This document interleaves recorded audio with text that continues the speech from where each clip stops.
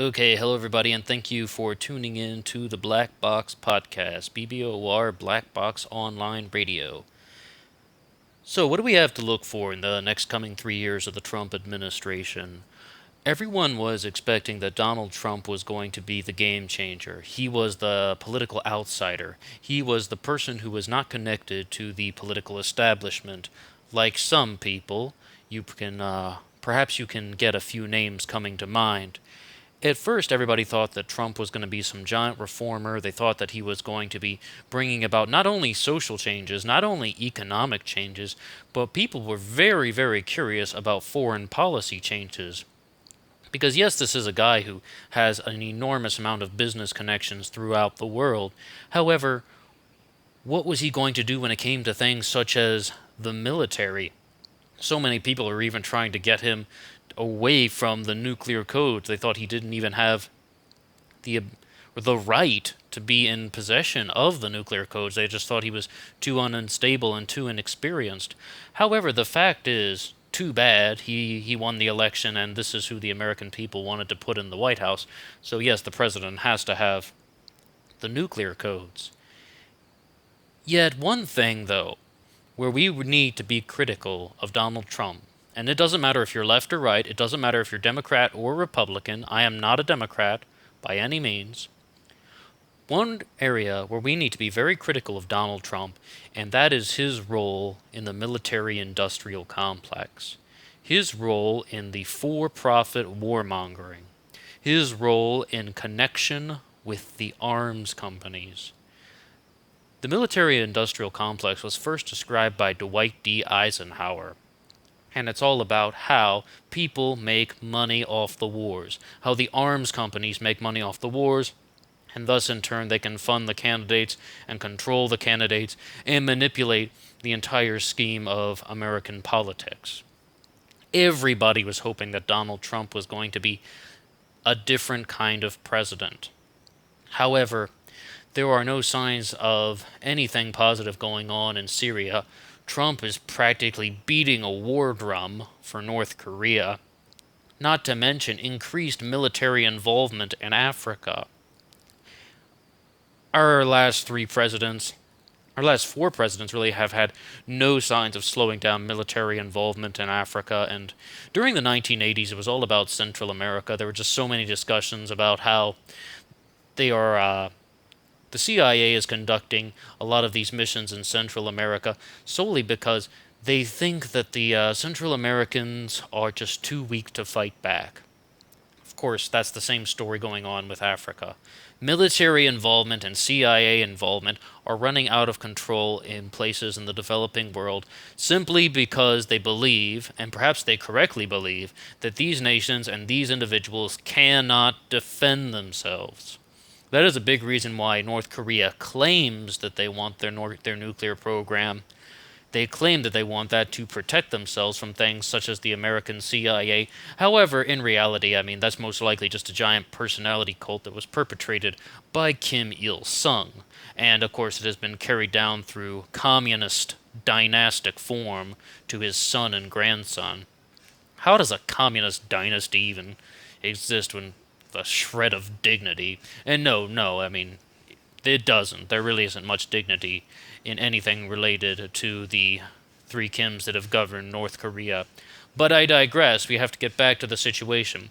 The point is, in Barack Obama's last year as a president, he increased military involvement in 20 different African nations, running 78 different missions, and very famously, early on in his presidency, he put special forces into Africa, claiming to target the Lord's Resistance Army, a moral mission, which the Democrats were completely for, yet they were completely against everything related to a moral cause in the case of Iraq, saying that absolutely they have to stay away. There's no way that they can ever go into Iraq for moral reasons.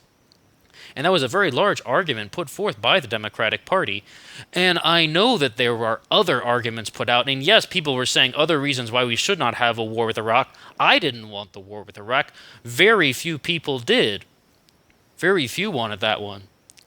However, the point is, Barack Obama put special forces into Uganda for moral purpose. He was putting them all over Africa. He was increasing military involvement across the whole continent. George W. Bush did the same thing with increased military involvement in Liberia. I remember very clearly reading that article on the very back page of a newspaper years ago. That was, 13 years ago, I believe now. And it was just like, why isn't anybody talking about this? Bush is sending thousands of troops into Liberia and West Africa and various other nations surrounding Liberia. It's like, what's going on with that? And not to mention, Bill Clinton had that famous episode where they bombed the Sudan, where they blew up a factory that was making yellow cake uranium. Remember this? And then it turned out it just to be a factory that was producing aspirin. So the developing world really just gets very traumatically bludgeoned by the American wing of the military-industrial complex. And this is what people wanted to stop. This is what people wanted a game changer for. Barack Obama ran on the platform of hope and change, and don't need to say any more about that. What really was the change? I mean, Barack Obama was an establishment politician, but he is out of office now. Donald Trump did win the election, and he is in the hot seat. And this is one thing where we need to be critical of him. As the President of the United States, we need to just end these wars. We don't need more war. We certainly don't need a war with North Korea. We certainly don't need more military involvement in Africa, which is getting the special forces and the Green Berets killed, and we don't need more war in Africa or more military involvement in Africa. We just had 3 Americans die on the Niger-Mali border. I mean, it's just like, these things do not need to happen. Yes, they have their intelligence missions. Yes, they have strategy, but it is done mainly for profit. These are the reasons why people have always been talking about bring the troops home, bring them closer to the American homeland. Let's try and improve the American homeland. Let's improve security here. Let's put the surveillance on the people trying to come into the country as opposed to the American citizens. And also, let's not go meddling around in the foreign affairs of other nations and trying to destabilize other nations and making enemies and making radical movements and trying to arm moderate rebels and opening up these enormous cans of worms that are destroying the planet Earth. And this is not only the concept of karma, this is the concept of real life in the School of Hard Knocks. These things will come back to hurt us. What goes around will come around. What you reap, you sow. And it's just like, we wanted Donald Trump to be a game changer, but he's the one who is trying to provoke world leaders. He is the one who is trying to get up there and act like he wants a battle cry for more war. He was supposed to be a president that was going to try and break away from these things, such as the military-industrial complex. Yet it almost feels like they have a gun to his head, pretty much. And, like, a lot of things have been very critical of Donald Trump, such as the Russiagate story, which was a giant hoax perpetrated just to distract Americans from all the other devastating tragedies running around the world, particularly the involvement of the CIA building up forces such as ISIL-K in Afghanistan.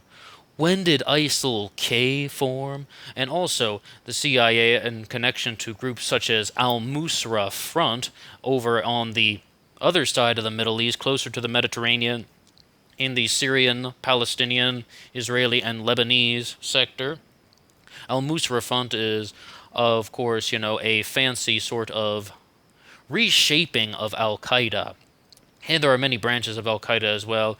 There is the, of course, Al-Qaeda al-Maghreb, which is in the northwest of Africa, and then Al-Qaeda of the Arabian Peninsula. There are many, many branches of them, and a lot of people do believe that they have CIA involvement. The CIA builds them up and then encourages them to radicalize other individuals. We don't need a CIA-friendly president. We don't need a president that is going to be allowing these things to happen. The president is the executive branch. He has a lot of power to do a lot of things, and we need to see more of that. If Hillary Clinton had been in the White House, I said I'm not a Republican, I'm not a Democrat either. Hillary Clinton had been in the White House, things would be much more chaotic on the foreign policy scene because she would never hold back. She is the kind of person that would be a puppet of the military industrial complex, and everybody knew that. Everybody knew that she was the establishment individual, and she didn't even try to hide it. She openly said that Henry Kissinger is her friend and he is her advisor. She was the establishment. Not to mention all of her husband's connections to when he was president. She was the living definition of the political establishment. Secretary of State for Barack Obama, who was president at the time, she was the political establishment. Now, we need to go from something like Clinton to something like Trump to something like a better future for the Americans. What are we going to have in the future? Are we going to have more wars? Are we going to have more destruction upon the planet Earth? Are we going to have more destruction for the innocent civilians that are being brutalized by these military policies that are done for profit to increase the wealth for the arms corporations? Or are we going to demand that we have a leader who improves things on the American homeland? How about increasing some international security, not through a travel ban, but just by having proper vetting procedures so we know who is coming into America, not by banning the entirety of a nation? I mean, is it even constitutional to discriminate based on nationality? The answer is no. You can't deny someone something just because they are from a particular national origin. You cannot discriminate based on nationality. Yet very few people are taking this approach when it comes to his sort of travel ban, because they are much more looking at it as a religious discrimination issue, which it's not. It's not a religious discrimination issue. It never was a real Muslim ban, not to mention that North Korea and Venezuela have been added to the travel ban list. Why is Donald Trump not standing up to do more on the international circuit? Why is he allowing these things to continue? Why is the expansion of American military dominance continuing? We don't need an American empire. We need a strong American base at home. We need to increase wealth for the American people. We need to increase the standard of living for the American people. And we need to do this by keeping our country safe on the front. Put some surveillance on the individuals that are outside of America. Get proper vetting procedures. And stop playing buddy-buddy with the arms corporations. They are the people that are destroying the world. We need someone who's just going to stand up and say, no, that's not going to happen.